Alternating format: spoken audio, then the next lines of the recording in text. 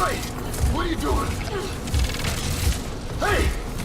I didn't do anything!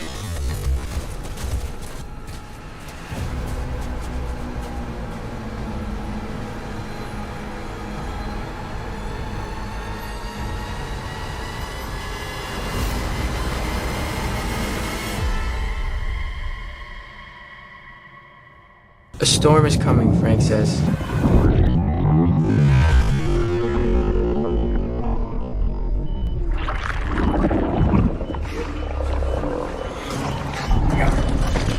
Warden. Something wicked. This way comes. It was the moment when surveillance started going under the skin. I think that the big process that's happening right now in the world is hacking human beings, the ability to hack humans, to understand deeply what's happening within you, what makes you go. And for that, the most important data is not what you read and who you meet and what you buy, it's what's happening inside your body. So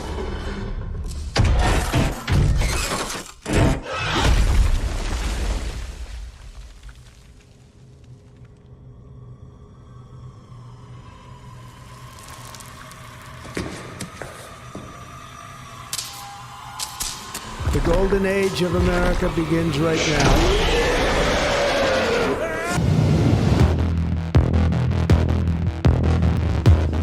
The storm that will swallow the children, and I will deliver them from the kingdom of pain.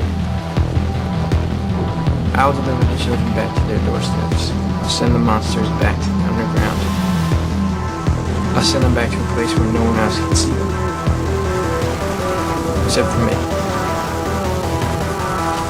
Because I'm Donnie Darko.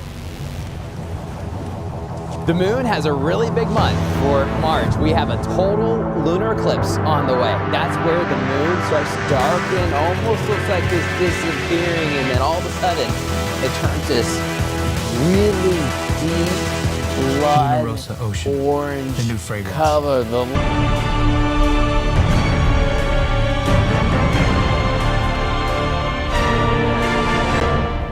Brother, it is time for the mortals to pay.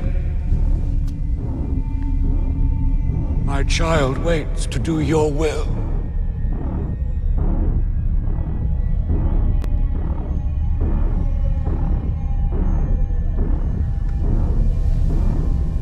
Leave us.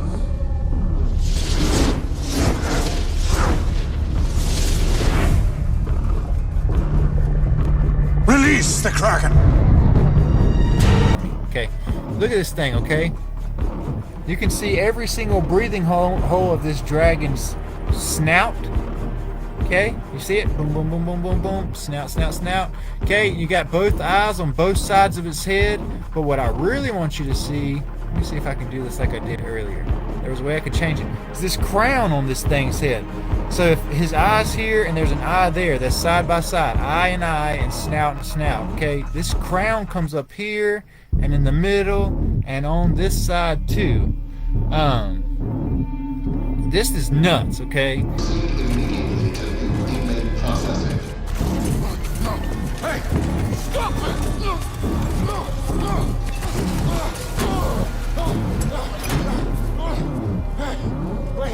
Wait! No, you got it! Inmate 532-521. Dr. Caitlin Marler, and as per Article 412 of the UJC Penal Code, you will now be fitted with a core device. Doctor, he's not in the system. We don't know. Just prep the device. That device! No! You're a goddamn doctor!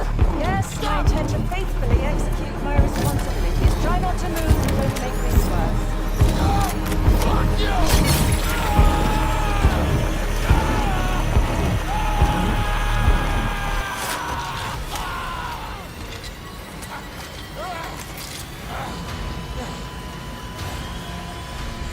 Doctor, he's flatlining. Welcome to Cognify, a facility designed to treat criminals like patients. Instead of spending years in an actual prison cell, prisoners could finish their sentence here in just a few minutes. Cognify could someday create and implant artificial memories directly into the prisoner's brain. These complex, vivid, and lifelike memories are created in real time using AI-generated content. Depending on the seriousness of the subject's crime and their sentence, the memories could be tailored to the rehabilitation needs of each subject. The artificial memories implanted by Cognify would be seamlessly incorporated into the existing neural networks of the brain, preventing cognitive dissonance and ensuring the subject experiences the memories as if they were real. The Cognify concept offers a new approach to criminal rehabilitation, transforming how society deals with offenders by focusing on rehabilitation rather than punishment. First, the prisoner is given a choice, either spending tens of years in a prison cell or seeking fast-track rehabilitation through artificial memory implantation. If the prisoner chooses to undergo fast-track rehabilitation, the Cognify device is used. Next, the prisoner undergoes high-resolution brain scanning to create a detailed map of their neural pathways. This brain map helps guide the Cognify device to target specific brain regions responsible for memory, reasoning, and logical thinking, such as the hippocampus, prefrontal cortex, amygdala, parietal lobe, and anterior cingulate cortex. Once the target brain regions are identified, Cognify is then placed around the head of the prisoner. The intensity and the type of artificial memories is then adjusted depending on the crime. Inside the criminal's mind, time would pass differently, slower than in real life, making them experience years' worth of artificial memories in just a few minutes. Synthetic memories are customized depending on the crime committed and the unique brain structure and psychological profile of the individual. Violent offenders could experience memories that are designed to trigger empathy and remorse, seeing their crime from the perspective of their victim, feeling their pain and suffering firsthand. Some memories are designed to trigger consequences and trauma.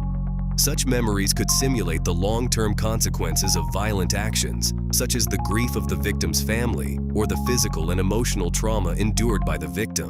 Real-time monitoring and feedback mechanisms could track the prisoner's neural responses throughout the process, allowing the system to adapt and optimize the rehabilitation in real time with new visuals, sensation, and realistic AI-generated content. To ensure the long-term effect of the therapy session, the memories could become permanent, fully integrated into the subject's mind, as if they were part of their own personal experiences. While subjects are undergoing therapy session, valuable data are collected from all the prisoners into a central computer for scientific research, which will help understand the criminal mind and determine the best approach to tackle crimes in society. In the swamp, and that's what we're doing. Now, when I said it, it sounded very easy. It was going to happen real fast. I didn't know the swamp was this dirty and this deep.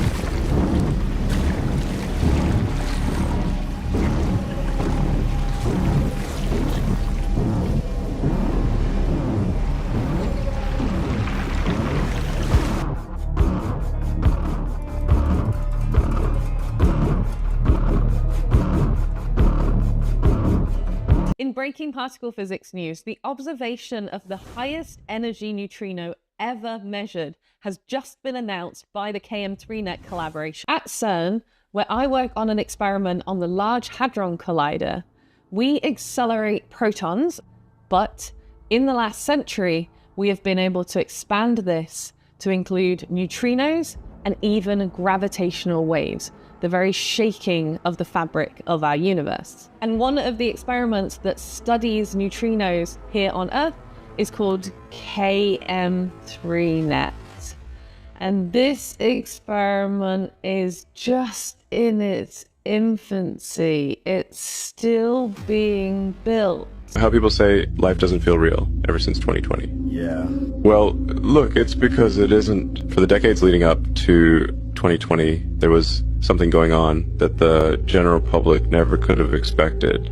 Certain aspects of our technology weren't only just providing services for us, they were planning a dramatic shift of consciousness. Google Earth, for the last 25 years, has been creating a completely digitized, three-dimensional blueprint of the entire planet, a perfect database of 3D tracked images of what our external world looks like. While all of our devices that were inside the home, riddled with cameras, have been slowly building back-end digitized replicas of what our households look and feel like. Silently, this siphoned visual information was being harnessed to build a massive digitized replica of our world inside and out, a kind of complex virtual reality that perfectly mimics the real one. Our digital footprints were used to create hyper-realistic digital avatars in this world that look and feel just like us. This virtual reality was being prepared for us to step into. Okay, wait. Even if they made this digital replica of the Earth, how would they put us in there without us knowing? Our cell towers are essentially riddled with high-powered neural transmitters, which, with properly pressurized electromagnetic field disbursement, could be used to target the consciousness in every individual within range, and essentially absorb the consciousness out of the body and relocate it theoretically even into a digital environment. This process is called a snapshot conscious swap. But today, they had a rather large announcement to make. CAN3NET is a project that is constructing a neutrino telescope in the Mediterranean Sea. That means we look for these particles, elementary neutrinos, that come from space. And we built a detector to detect these particles. We need to have a very large volume. So we use the water itself of the sea as a medium where some neutrinos will pass by and interact. And they can have really enormous energies, like a factor million times larger than what we can do in the LHC, for example. So it's immediately, to particle physicists, immediately interesting, like, where are these particles produced? There must be particle accelerators in the cosmos of enormous power, and yeah, we just want to understand basically how these particles get accelerated and what kind of processes happen there. But also, it's kind of a free laboratory to study the neutrinos themselves. As you know, as particle physicists, we want to understand the fundamental properties of these particles. I didn't know about the swamp creatures being as bad as they are. They're bad. Nobody can believe what we've been able to do.